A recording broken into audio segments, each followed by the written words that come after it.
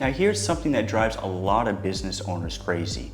You watch a competitor with a Google business profile that nobody has touched in over a year climb above you in the map pack, while your own profile is as complete as it gets. You've picked the right categories, you've kept your hours current, you upload new photos every month without fail. You reply to reviews within the day, sometimes within the hour. None of that seems to be the problem, and that's what makes this so frustrating. Everyone in local SEO has a theory about why this happens, and most of those theories contradict each other. So instead of adding one more guess to the pile, we went looking for actual evidence, controlled tests, large-scale surveys, and research from people who track this data every single year. And you don't have to take our word for it, because we're about to show you exactly where every claim in this video comes from. One study stood out immediately. Whitespark's 2026 Local Search Ranking Factors report brought together 47 of the industry's top experts and asked them to score 187 separate ranking signals, and it's been running every year since 2008, making it one of the longest continuous studies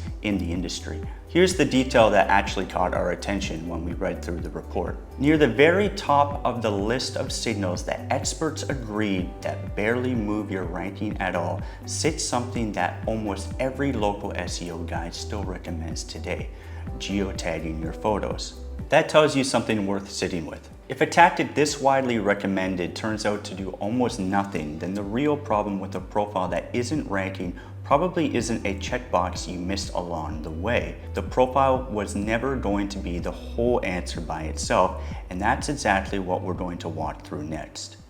So Whitespark did not stop at asking which signals move your ranking. They asked the same 47 experts to score each signal separately for 3 different kinds of Google results, because your business doesn't rank the same way in all of them.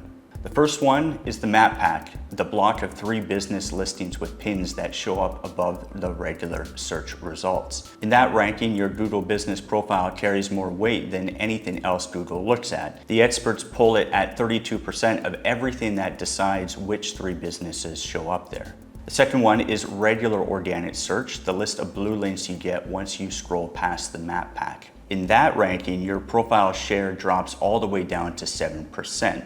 And what takes over instead is the content on your actual website, which experts scored at 33%, the single biggest factor in that ranking. The third one is brand new to this year's report: AI search visibility, meaning what a tool like ChatGPT or Gemini actually recommends. When someone asks it to suggest a business, your Google business profile accounts for 12% of what gets you recommended. And once again, your website's content leads the way at 24%. So the main point here is that you're not dealing with one ranking in one set of rules, you're dealing with 3 separate rankings, and your profile is the single biggest factor in only one of them. Which means a fully optimized profile is still doing real work for you, it's just responsible for roughly 1/3 of what actually decides whether people find your business. So what's actually sitting in that other 2/3 we just talked about?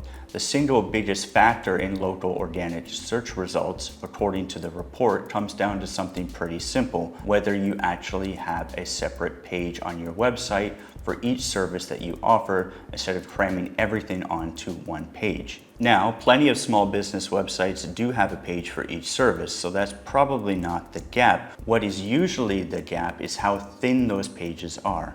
A sentence or 2, maybe a stock photo, and that's the whole page. And what actually seems to move the needle goes deeper, explaining what the service involves, answering the questions a customer would actually show up with, and building the page around that one service specifically. Now, the second biggest factor in that same ranking comes down to how connected your content feels to the specific part of the town that you're in, not just the city you are in generally. Generic content that could describe any city scores low, and content that actually reads like it was written for your neighborhood scores a lot higher. Here's what that looks like in practice.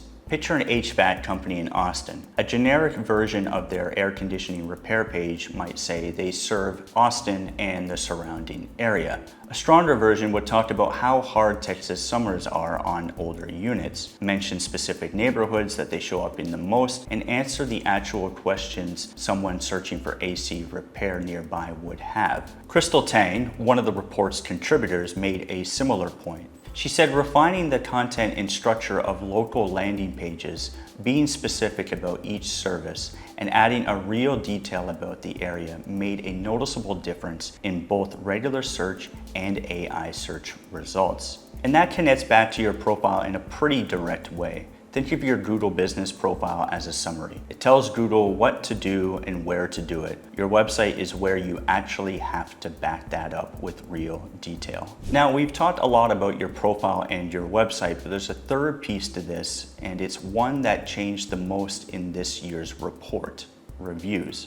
Whitespark's analysis found that review signals grew faster than any other category this year, faster than on-page content, and faster than links pointing to your site. But that growth isn't really about the number of reviews you have sitting on your profile. It's about a few more specific things buried inside that category. Recency matters here, meaning how recently you got a review. A steady flow over time counts for more than one big push.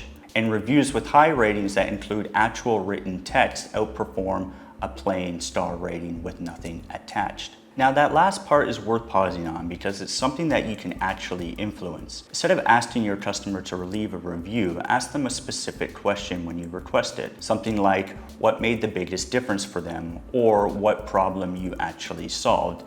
A short written answer to a question like that does more than a generic 5-star rating would with no words attached. Sam Sarston, who runs a local SEO academy and works with business owners on this exact problem, talked about what this looks like in practice. His advice was to get 5 to 10 reviews as soon as you can after you're up and running, then keep a steady stream coming in after that. Now, that advice fits a business with a lot of regular customers like a restaurant or a home service company, but if you're running a business with a longer sales cycle, say a consulting firm or an agency, where you might only close 1 or 2 new clients per month, 5 to 10 reviews right away isn't realistic, and it shouldn't be the goal. What matters for you is the same underlying idea at a different pace. Don't let a year go by without asking a single client for a review, even if that means asking 1 client every few months instead of 10 in a week. And if your client base is small enough that Google reviews alone won't add up quickly, look at whether there's a directory specific to your industry, the kind of site an AI might also pull from when someone asks for a recommendation, and ask them to leave a review there too. Either way, the pattern holds. A business with 200 reviews from 3 years ago is in a weaker position than a business with 30 reviews and a few new ones this quarter. Okay, so let's come back to where we started. Why does a genuinely well-optimized Google business profile still fail to rank? The honest answer is that your profile was never broken. It's doing exactly what it's supposed to do, which is carry the map pack where it's worth close to 1/3 of the ranking. But once someone scrolls into regular search results or asks an AI tool for a recommendation, your website's content and your reviews start doing most of the work instead. And a lot of business owners never touch either of those once their profile looks finished. So if your profile genuinely checks every box and you're still not showing up where you'd expect, here's where we'd actually look next based on everything we just walked through. Start with your website. Pull up the page for your most important service and read it the way a stranger would. Does it actually explain what you do and answer the questions someone in your specific area would have? Or is it a few generic sentences that could describe any business like yours in any city? Then look at your reviews, not just how many you have, but when the last one came in. If it's been months since anyone has left one, that's a bigger problem than the total number sitting on your profile.